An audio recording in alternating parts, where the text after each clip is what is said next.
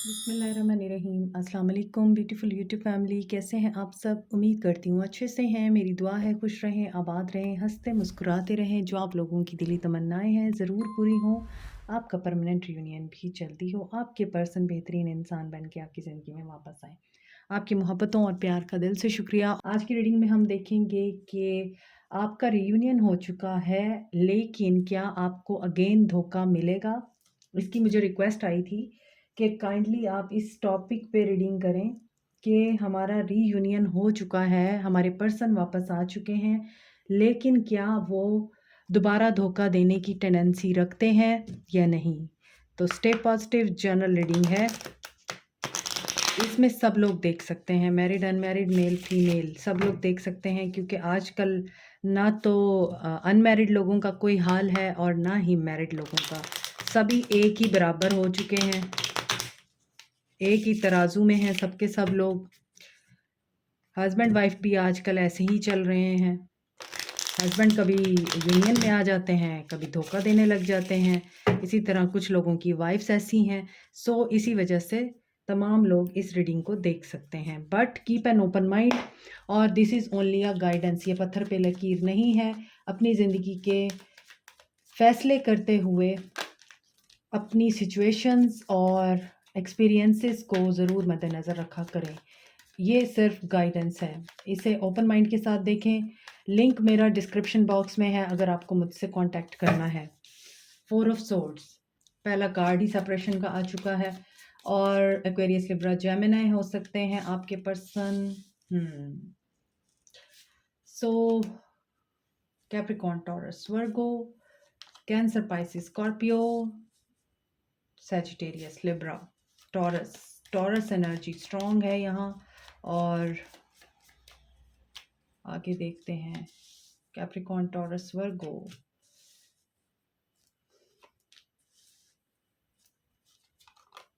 Ten of wands, emperor. आपके person Aries Leo Sag भी हो सकते हैं और एरीज भी हो सकते हैं। सो 2 ऑफ वॉन्ड्स, एरीज लियो सैज अजाने होने वाली हैं। यहाँ पर लवर्स की एनर्जी है और डेथ की एनर्जी है। You can see these cards. और मैं आप लोगों को कोई झूठी तसल्ली नहीं दूंगी, जो मुझे कार्ड्स बताएंगे मैं वही रीड करूंगी, ठीक है? सो स्टार्ट करते हैं आपकी रीडिंग। अजानों के दौरान मैं ब्रेक लूंगी। This person is wish fulfilment आपकी। आपने ज़रूर इस पर्सन के लिए दुआएं मांगी हैं। इस पर्सन के साथ दोबारा यूनाइटेड होने के लिए बड़े आपने जतन किए हैं, क्योंकि यहाँ पर ब्रेकअप आपका बहुत बुरे तरीके से हुआ था और आपको इस पर्सन के आने की बिल्कुल उम्मीद नहीं थी, क्योंकि थर्ड पार्टी सिचुएशन है आपके रिश्ते में। ये थर्ड पार्टी गई नहीं है। ये थर्ड पार्टी इनकी मदर है, इनकी वाइफ है, या कोई और पर्सन है। सो क्या आपके पर्सन आपको धोखा देंगे? Wait for आजान। सो आपका इनके साथ ब्रेकअप था, और जब आपका ब्रेकअप हुआ है इनके साथ, 4 ऑफ सोर्ड्स की एनर्जी है, डेथ की एनर्जी है, आपने भी वॉक अवे किया है। एक रीबर्थ के प्रोसेस से गुजरे हैं आप लोग, और बहुत ही बुरे तरीके से आपका ब्रेकअप हुआ था।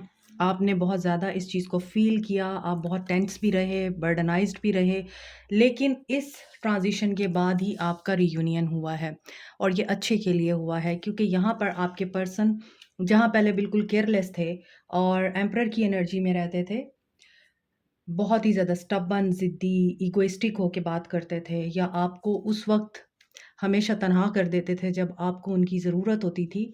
अब आपके पर्सन किंग ऑफ कप्स की एनर्जी में है। He is really in love with you, deeply in love with you. बहुत ज़्यादा इस पर्सन के अंदर टेंडेंसी है कि ये अपनी फीलिंग्स को अपने आप तक रखता है, but he is really a master in the art of loving.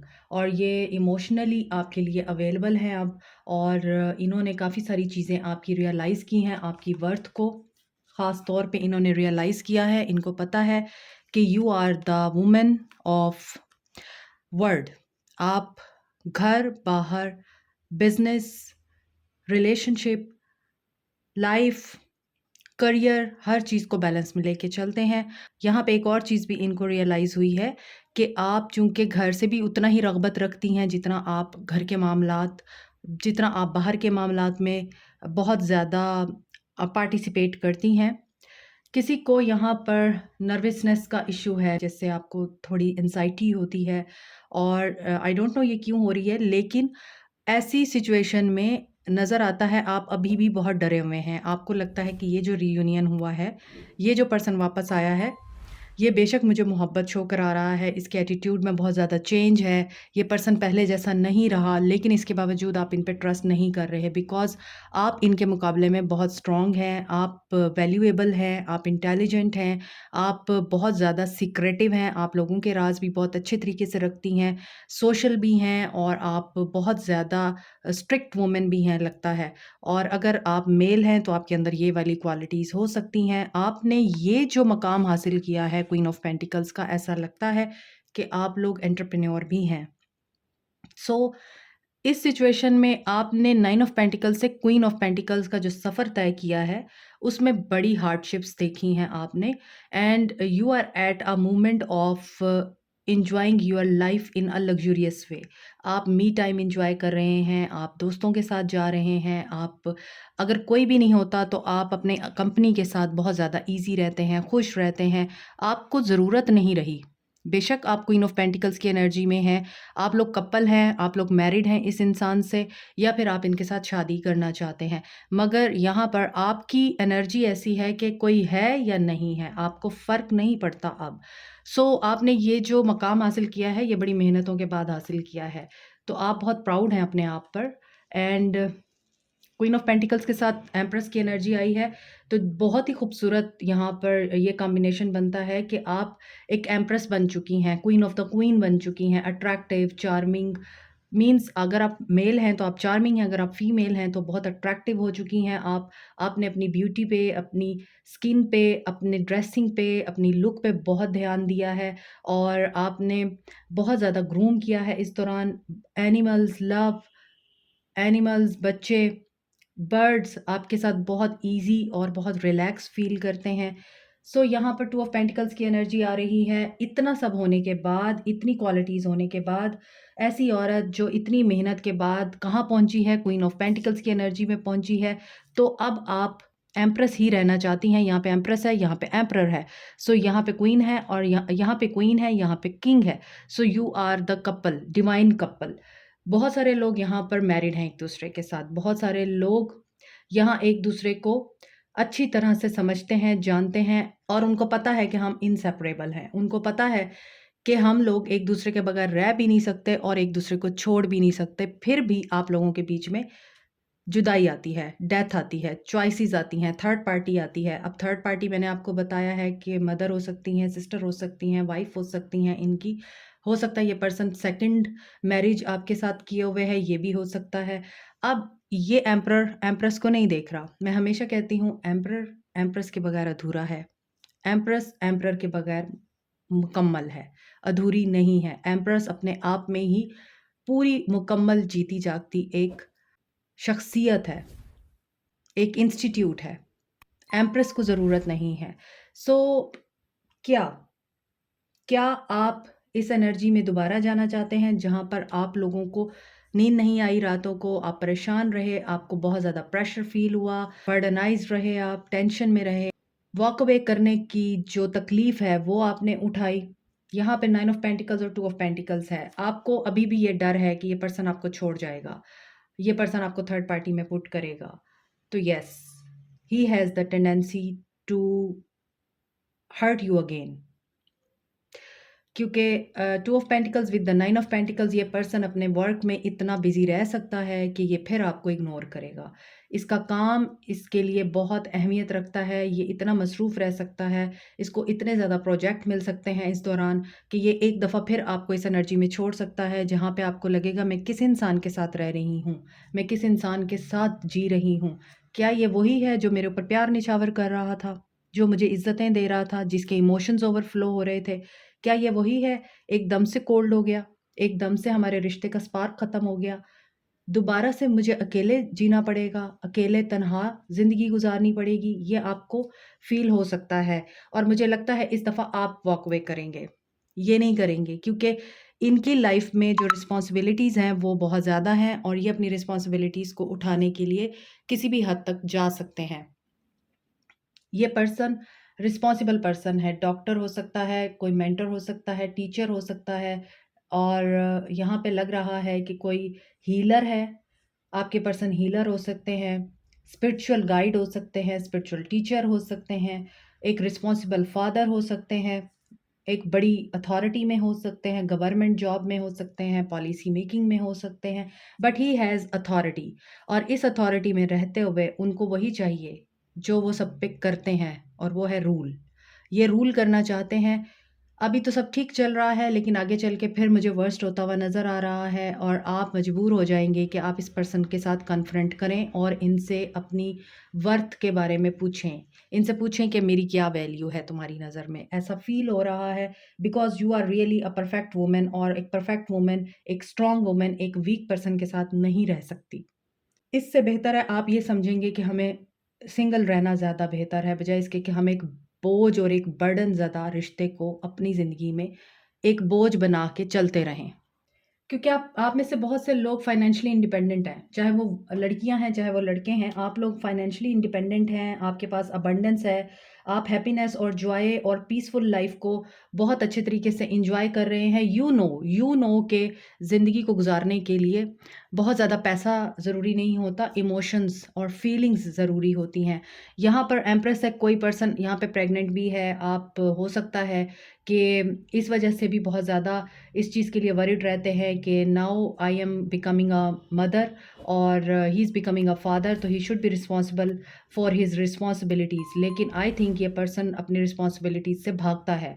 वक्ती तौर पे आपको बहुत अच्छा दिखाता है लेकिन फिर बाद में टू ऑफ वॉन्ड्स, इनकी जो अटेंशन है या इनका जो एक कंसर्न है वो चेंज हो जाता है, इनका रुख चेंज हो जाता है, कभी किस तरफ डायरेक्शन चेंज हो जाती है इनकी।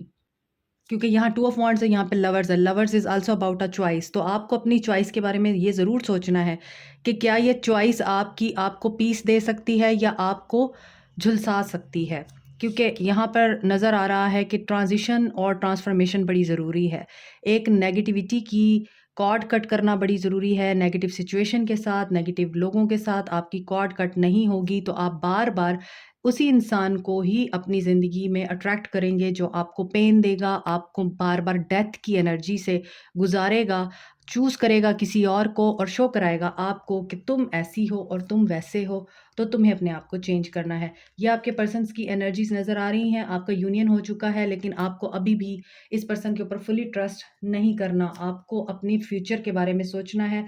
फ्यूचर अपना सिक्योर कीजिए, रीयूनियन हो गया है तो क्या हुआ? क्या वो पर्सन बदल के आया है? ये ज़्यादा इम्पोर्टेंट है। क्या उस पर्सन के अंदर आपके लिए आपको वो सब कुछ नज़र आता है जो आप चाहते हैं? और क्या वो वक़्ती तो नहीं है? ये आपकी ज़िम्मेदारी है कि आप इस चीज़ को एन्श्योर करते हैं या नहीं। और अगर आप ब्लाइंडली ट्रस्ट करके उस पर्सन के साथ चलना चाहते हैं तो it's up to you. But जो चीज़ें मुझे यहाँ नज़र आ रही हैं मैंने आपको बता दी है। जेमिनी और स्कॉर्पियो एनर्जी यहाँ पे काफ़ी स्ट्रॉन्ग है। Aries, Sagittarius, taurus energy strong है यहाँ। सो देखते हैं आपके पर्सन का एक्शन क्या होगा आपके लिए। क्या ये वाक़ई आपको धोखा देंगे आगे? या फिर ये वाक़ई बदल चुके हैं? इनकी एनर्जीज़ में ईगो नज़र आ रही है, आपकी तरफ से मुँह फेरना नज़र आ रहा है, आपका इनसे मुँह फेरना नज़र आ रहा है आगे और इनकी मसरूफ़ियात नज़र आ रही हैं, थर्ड पार्टी सिचुएशन नज़र आ रही है, दूसरों का इन्फ्लुएंस नज़र आ रहा है एंड इनके ऊँचे-ऊँचे ख़्वाब नज़र आ रहे हैं। अगर ये अथॉरिटी में नहीं हैं, तो ये अथॉरिटी पे पहुँचना चाहते हैं, करियर को बढ़ाना चाहते हैं, कुछ नाम कमाना चाहते हैं, तो आपको कुर्बान कर सकते हैं ये। एक्शन देख लेते हैं आपके पर्सन का कि क्या ये पर्सन आपको अगेन चीट करेगा? क्या आपको फिर इस दर्द से गुज़रना पड़ेगा या नहीं?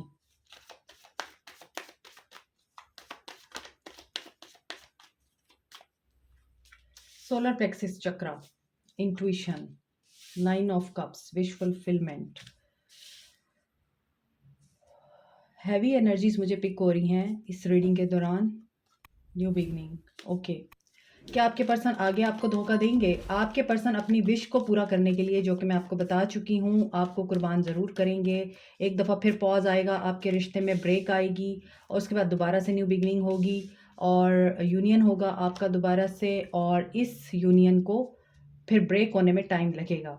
आई मीन एक दफ़ा फिर आप ऐसी सिचुएशन से गुजरेंगे जहाँ पे आप अपने आप को तन्हा पाएंगे, लेकिन that will be a last trial of your relationship, और उसके बाद आपके लिए न्यू बिगनिंग दिखाई दे रही है और ये पर्सन वापस आएगा, और उसके बाद आपका जो रिलेशनशिप है वो लास्ट करेगा, क्योंकि यहाँ पे पेशेंस और प्लानिंग की एनर्जी है। पेशेंस रखिए, पेशेंटली अगर आप अपने पर्सन के साथ डील करेंगे, उसकी कमियों, खूबियों, खामियों समेत आप उसको अगर ट्रीट करेंगे, वाइज एनफ रह के अगर डिसीजन लेंगे और उनके साथ चलेंगे, तो ये टावर मूवमेंट नहीं आएगा, आप इस टावर मूवमेंट से बच जाएंगे।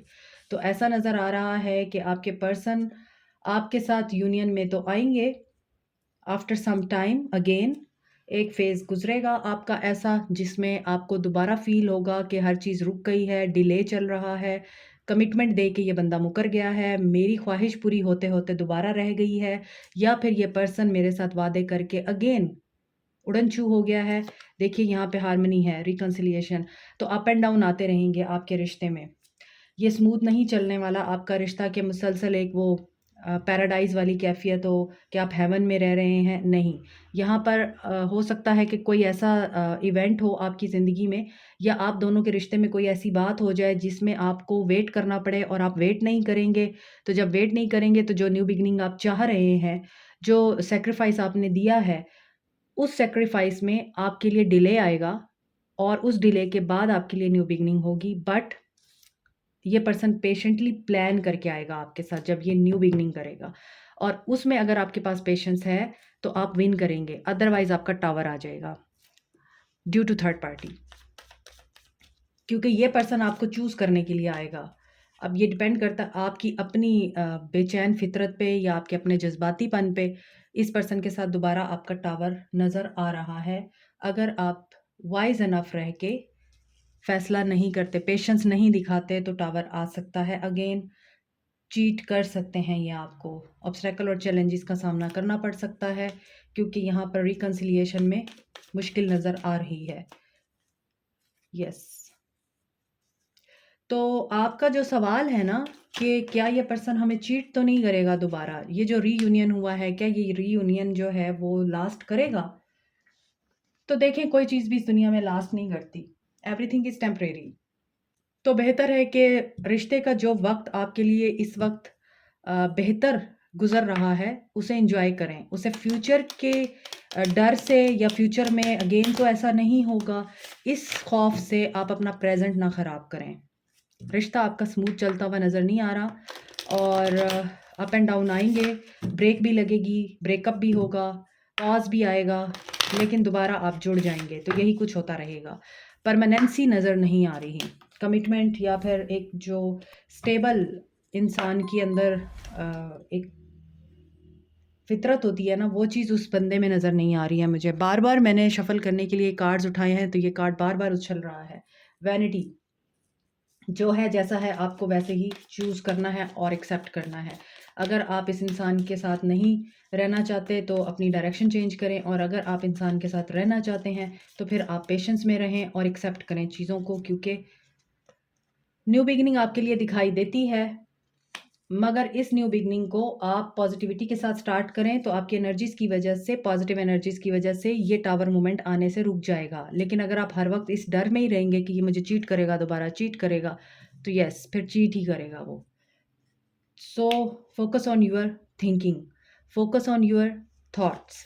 इंस्टिंक्ट आपको बताती है डेंजर का, कि डेंजर आने वाला है, और आपको पता चल जाता है सही गलत का, लेकिन आपकी इंस्टिंक्ट इस दफ़ा बता रही है कि ये जो चीज़ है, ये जो चेंज आया है, ये आपके लिए पॉजिटिव चेंज लाया है, तो you are secure and you should be grateful to Allah, because he can be your soulmate और she can be your soulmate.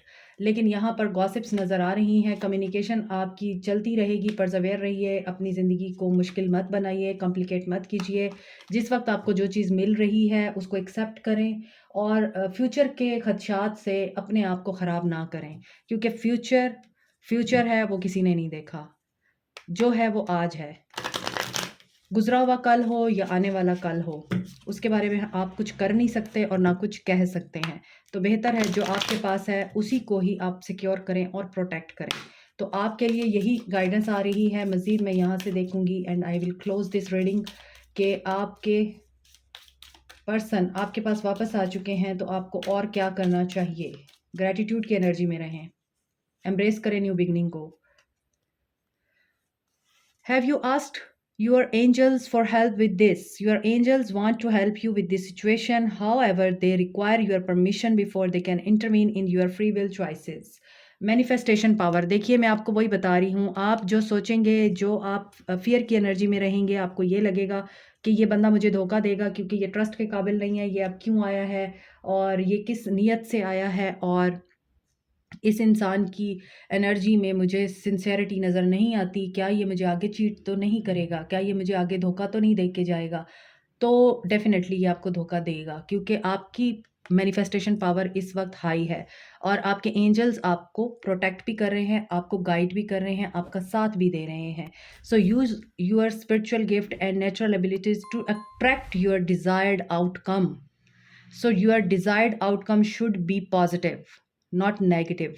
तो जिस भी पर्सन ने मुझसे ये रीडिंग रिक्वेस्ट की थी, जितने भी लोगों ने मुझे ये कहा था कि आप इसके ऊपर रीडिंग करें, आई थिंक आपको यहाँ से गाइडेंस मिली होगी।